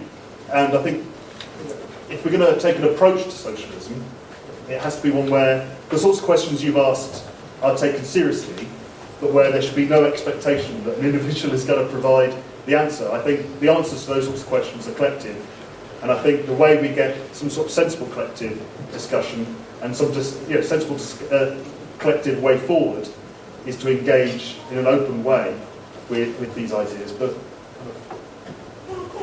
keep collaborative about it and accept that it might take the 4 years before, or the 5 years before the launch of the IWC, or it might take a lot longer, and it might not be answerable in any of our lifetimes. But I think, the kernel of it, if people matter to you, then those sorts of questions matter to you, and I think people matter to all of us. Well, the capitalist message is so successful. It's gone through the sun, it's gone through the mirror, it's gone through everything.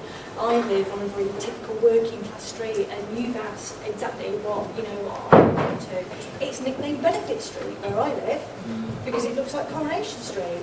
And UKIP is massive, it's like, and it's huge, and it's the biggest concern that I have.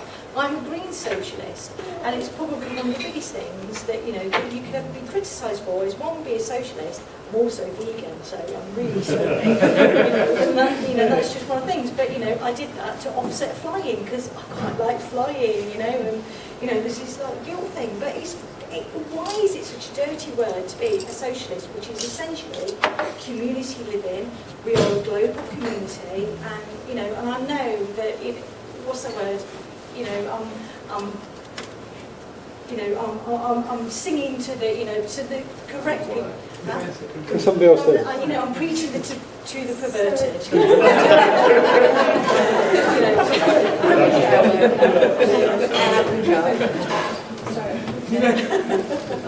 So I'm a care worker. I have a job that I have to work far too many hours in. So in some random bit of training that we never get anymore, it's talking about self-care for care workers, and we all have to write on our tables what we all thought care workers, and people are coming up with those wonderful, idealistic, what we are on our best days thing. And I say, we're poor. And it goes silent around the table. What? We're poor. They pay us so little, we don't get to spend time. What do you mean we're poor? How many hours did you work last week? Well, I did 4 doubles, I did 56 hours. In order to make ends meet. If you can't, how do you communicate to people who are in absolute dire straits? The fact that they are in absolute dire straits, and this is not fair, this is not okay. And I could have spent all afternoon talking to them, but people blame everything else other than that. And this is kind of what I want from coming to these things, is to learn how to... Sorry. I want to learn how to talk to the people I work with and say, this isn't okay, and this isn't what has to be. I have discovered a brilliant online TV show called Fix, which is about discovering and discussing the future of socialism. And I'm a care worker, so obviously I'm not intellectual or any of these things. But it's really good to be able to watch people talk about things, and I learn that sort of thing. But I don't feel like I have the language or I don't know what it is to sort of drag these people with me. I mean, I'm working with wonderful, great people, and we're all working so many hours that we don't get to see our kids, and we don't get to do things like this very often, and this is free, brilliant. But, we don't have a life because we have to work all the time. But people who are doing this don't even realise that that's a thing. So if anyone's got any ideas about how we talk about this to people, as you say, who are in that situation but don't even kind of realise it, I'd be really grateful.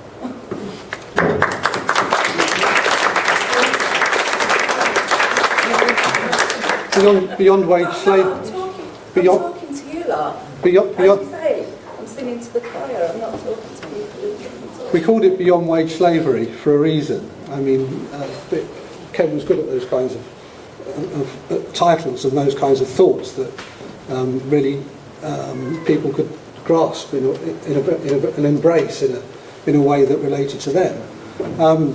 I think there's something of the spirit of an Institute for Workers' Control meeting abroad, and that's the true revival of the IWC. So I hope the Nottingham Contemporary will continue its generous hospitality to that spirit, and that we can continue this discussion as the year goes on.